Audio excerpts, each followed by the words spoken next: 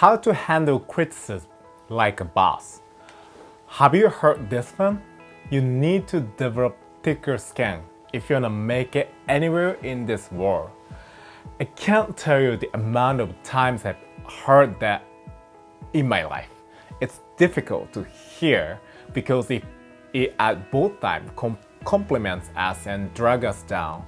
It's a compliment because if that person's saying they believe in you, but due to the harshness of their wording, it's most of the time difficult to swallow. That's why I was intrigued when I was recently approached at an event by a person who was struggling with this very issue. They told me that they felt like they couldn't go a week without hearing this sentence from one of their colleagues, and they wanted to find a way to stop it for once and for all.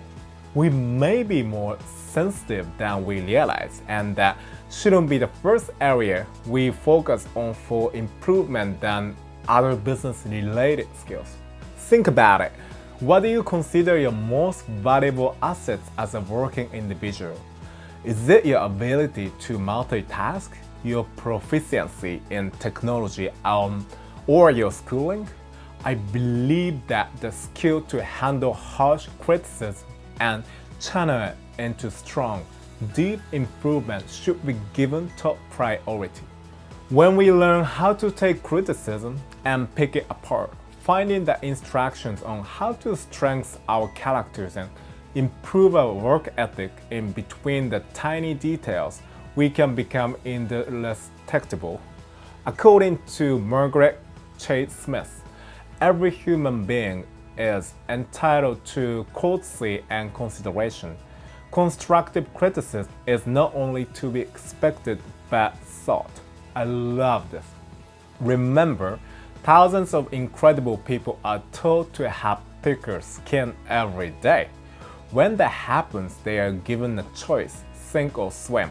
I want to help you find the strength to swim through that choice every single time. So what can we do to bulletproof our self-esteem from being damaged in this instance? I can't tell you how many times I've shown a project to a friend or family member out of pride. I thought I was done and ready to move on to next only to be given nods. Being blindsided by constructive criticism happens more often than being able to plan for it. People feel compelled to chip it when the project has potential, but you're too hurt in the moment to accept this fact. It's truly a good timing when it happens, but we are too emotionally raw to do anything but be defensive. So what can we do in this instance? And what can we do in every other instance of constructive criticism? I found that the following tips have helped me universally. Don't jump into defense mode and explain yourself. Anything you say to explain what you are going for will sound like excuse at the moment. Only offer information that helps to clearly clarify their reading of your project on the situation, but nothing else. And it will dig your hole deeper. Also, when you take an aggressive and defensive stance, it makes the situations bigger than it needs to be. All of a sudden, you're finding yourself in an argument with someone they didn't intend on starting.